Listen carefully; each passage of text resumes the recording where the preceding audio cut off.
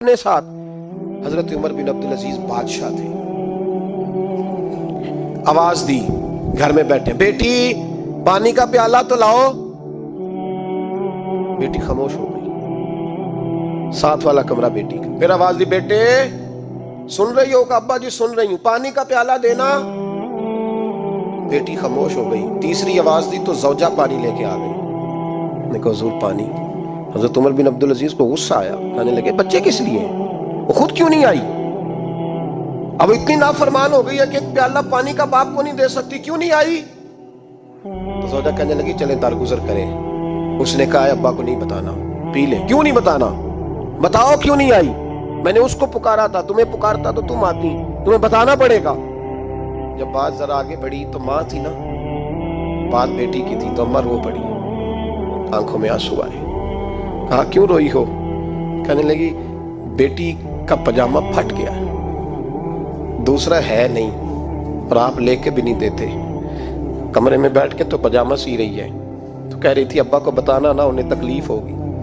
تو وہ اس کے پاس دوسرا ہوتا تو آ جاتی, ایک ہی تھا, تو اس لیے نہیں آئی. حضرت عمر بن عبد العزیز اٹھے, سر سجدے میں رکھا, کہنے لگے یا اللہ تیرا شکر ہے, تو نے میرے بچوں کو بقدر ضرورت روزی عطا فرمائی ہے.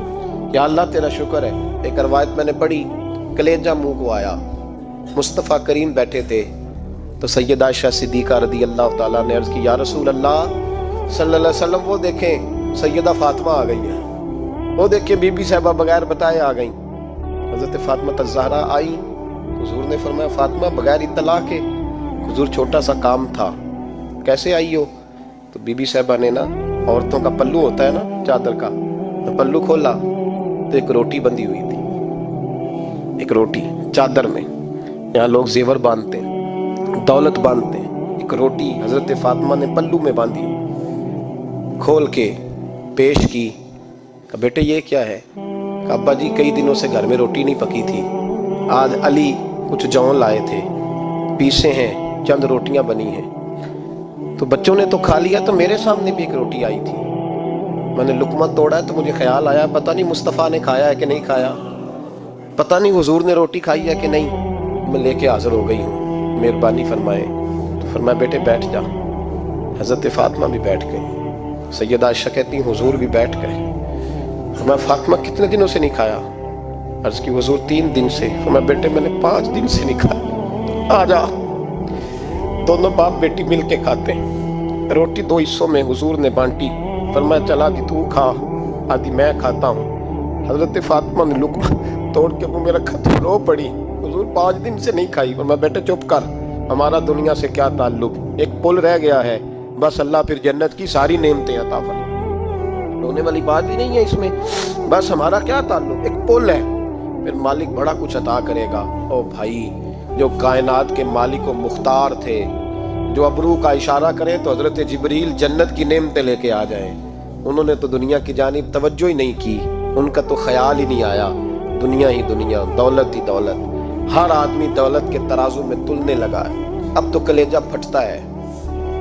اب تو لوگ پوچھتے ہیں, اور میں کبھی کبھی بڑا مجبور ہوتا ہوں, آزمائش میں آ جاتا ہوں.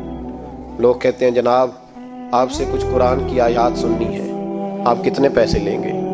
کچھ حدیثیں سننی ہیں, کیا اس کا معاوضہ ہوگا؟ آپ سے اس نبی کا نام سننا ہے جس کا آپ کھاتے ہیں, جس کے نام پر آپ نے عزتیں لی ہیں, ان کا نام سننا ہے, آپ کا ریٹ کتنا ہے, آپ کتنے میں بیچیں گے؟ وہ نعت جو غذا ہے وہ کتنے میں بکے گی؟ جب دنیا داری کا یہ اشر ہو جائے کہ وہ رسول اگر ان کا نام نہ رہے تو ہماری سانسیں ہی نہ چلے, ان کا نام بھی جب اس طرح کمرشل کر کے لیا جائے اور اس طرح وہ چیزیں بھی ریٹ میں آ جائیں, تو بھائی اس سے بڑی اور دنیا داری کیا ہوگی؟ میرے رسول کریم سید عالم نور مجسم صلی اللہ علیہ وسلم نے اس دنیا کو محبوب نہیں رکھا, کاری نہیں بنایا, ماحول ہی نہیں بنایا. حضرت عیسیٰ علیہ السلام کی 450 سال عمر, کتنی؟ 4.5 نہیں, میں نے کہا 450 سال. حضرت عیسیٰ نے شادی نہیں کی, گاڑی نہیں بنایا, ایک پیالہ ہوتا تھا پانی پینے کا, ایک تکیہ ہوتا تھا. ایک دن ایک بندے کو دیکھا کہ وہ بازو کا تکیہ بنا کے سو رہا ہے, تو حضرت عیسیٰ نے وہ تکیہ بھی خیرات کر دیا, کہنے لگے اس کے بغیر بھی کام چل جائے گا. ایک پیالہ تھا پانی پینے کا، ایک دن دیکھا ایک آدمی چلو میں پانی پی رہا تو وہ پیالہ بھی اللہ کے راستے میں دے دیا. مجھے لگے اس کے بغیر بھی کام چلتا ہے. کسی نے کہا نکاح کیوں نہیں کرتے، گھر کیوں نہیں بساتے؟ تو فرمانے لگے 450 سال تو عمر ہے، اللہ کو راضی کروں کہ گھر بساؤں، سجدے کروں یا میں دنیا داری کروں؟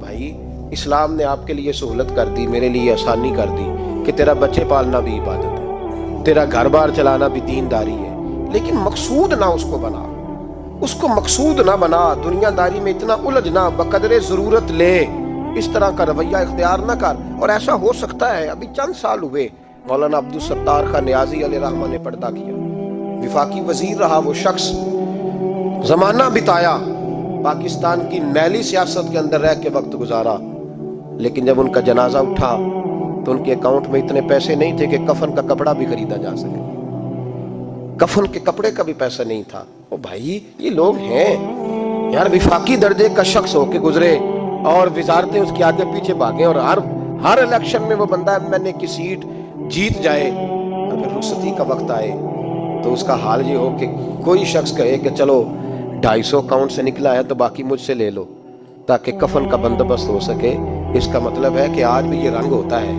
اور وہ پگڑی تگڑی باندھتے تھے، سوٹ آلا پہنتے تھے، تو لوگ کہتے تھے یہ کیوں کرتے ہو؟ فرماتے میں مصطفیٰ کا فقیر ہوں، لوگ تو نہ مجھے فقیر سمجھے، ایسا تو نہ ہو دنیا دینے لگ جائے کہ حضرت کے پاس پہننے کو کپڑا نہیں تو چلو کچھ دو، میں اپنے پردے اپنے اللہ کے ساتھ رکھنا چاہتا ہوں. بھائیو ان لوگوں نے وقار کے ساتھ وقت گزارا. اس انداز سے تھوڑا باہر آؤ. اپنے ساتھ ہم نے اتنی زیادتی کر لی ہے، اتنا ظلم کر لیا کہ سوائے دولت کے، سوائے دنیا دار، خالص وہ روحانی سلسلہ طریقت کا، تصوف کا، وہ بھی